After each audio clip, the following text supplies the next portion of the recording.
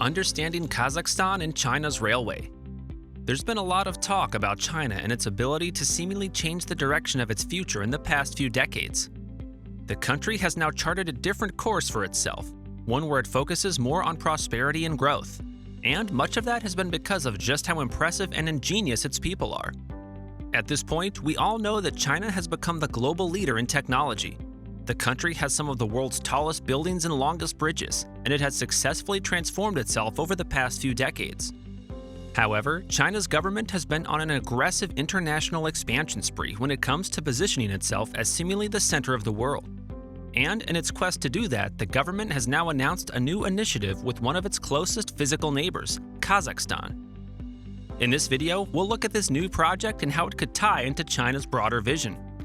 The Third Sino-Kazakh Border. According to reports, the governments of China and Kazakhstan have announced the start of an ambitious project, a railway that will connect both countries. As you can imagine, the purpose of this railway is to make sure that people and goods can travel from China to Kazakhstan and back without any hassles. The two countries have signed a memorandum of agreement to this effect, and work is expected to start on the railway soon.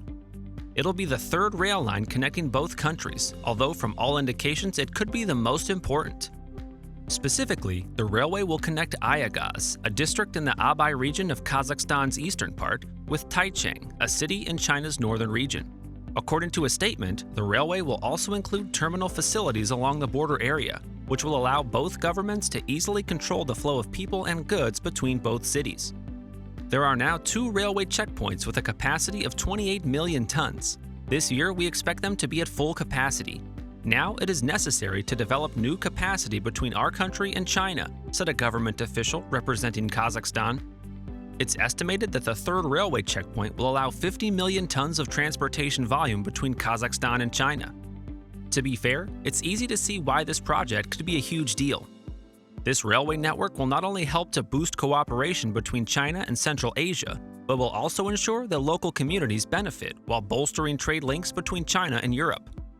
With the new route being opened, it would significantly ease the burden of road transportation and meet the increasing demand for trade between China and some of its most important trade partners in Europe and Central Asia. For Kazakhstan, this cross-border railway will help improve the country's ability to play a major role as a channel between China and Europe. Over the years, Kazakhstan has become a more important node for freight trains moving from China to Europe. In fact, as of 2019, over 90% of freight trains moving from China to Europe passed through Kazakhstan from its western region. This new railway line will essentially become the southern part of the new Eurasian Continental Bridge, forming a transport corridor that will link both East and Southeast Asia to West and Central Asia. That's not to mention the access to other parts of the world, including North Africa, Southern Europe, and more. With all of this, you can imagine the massive economic and employment benefits that such a project will bring, both to the two countries and to several of their trading partners. According to the plan for the railway, it is expected to be about 525 kilometers. 213 kilometers of that will be in China, while 260 will be in Kyrgyzstan. A further 50 kilometers will be in Uzbekistan as well, all countries being connected together. When completed, the railway is expected to become the shortest route for transporting goods from China to Europe and the Middle East. It'll cut the journey for freight by 900 kilometers, saving between 7 and 8 days of travel time. The Belt and Road Initiative. From everything we've said, it's pretty clear that this railway will be yet another part of China's ambitious Belt and Road Initiative. You might be asking, what is this initiative? Well, it is an ambitious project by the Chinese government to reposition China as the world's center and the global leader in trade. The Belt and Road Initiative is a project that connects China to the rest of the world through railways, bridges, seaports, and other physical infrastructure. The goal here is to make China indispensable to other countries when it comes to global trade, and to ensure that the country has easy links to others. President Xi Jinping of China was the one who began the vision for the Belt and Road Initiative. At the time, he envisioned the project as the modern version of China's Silk Road, an ancient channel that linked Asia, Europe, and the Middle East. The difference, of course, is that it will all be modernized this time. The scope of the modern Belt and Road Initiative is so broad that experts believe it'll affect up to 60% of the world's population somehow. One of the most important parts of this initiative will be the overland routes that connect China to Central and South Asia, as well as the Middle East and Europe.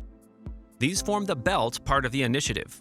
It includes things like the China-Pakistan Economic Corridor, where about $60 billion is being spent on projects such as coal mining, high-speed rail, and hydroelectric power plants. Then there is the road part, essentially sea routes that connect China to Africa, Southeast Asia, and Europe.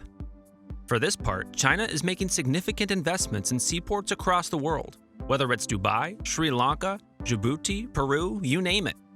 Overall, the Belt and Road Initiative is estimated to cover about 2,600 projects across 100 countries. With such a scope, defining a price tag for this initiative is almost impossible. However, experts believe that the initiative could easily cost between $1.2 trillion and $1.5 trillion, and that's only by 2027. Yeah, this will be the most expensive infrastructure project the world has ever seen as well.